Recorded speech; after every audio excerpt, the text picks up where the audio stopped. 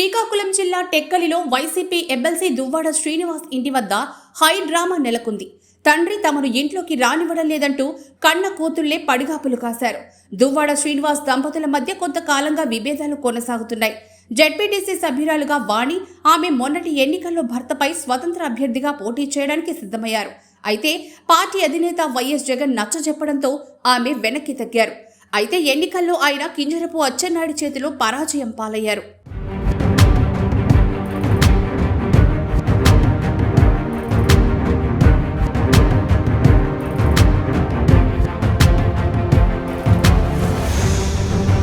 ఇక విషయానికొస్తే దువ్వాడ శ్రీనివాస్ దంపతులకు ఇద్దరు కుమార్తెలు. మనస్పర్ధల కారణంగా కొంతకాలంగా భార్యాభర్తలు దూరంగా ఉంటున్నారు. ఇద్దరు కుమార్తెలు తల్లితో కలిసి ఉంటున్నారు. అయితే గురువారం తండ్రిని కలిసేందుకు ఇద్దరు కుమార్తెలు శ్రీనివాస్ ఇంటికి రాగా గేటు తెరవలేదు.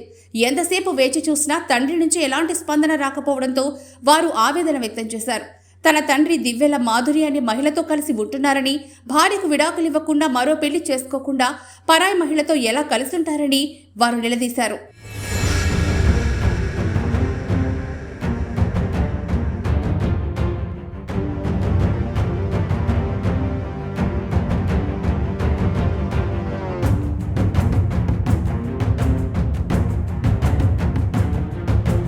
మాధురికి గతంలో వేరొకరితో వివాహమై పిల్లలున్నారని, ఇప్పుడు తమ తండ్రిని ట్రాప్ చేసి ఇంట్లోకి ఎవరిని రాకుండా కుట్రలు పన్నుతోందని శ్రీనివాస్ కుమార్తెలు ఆరోపించారు.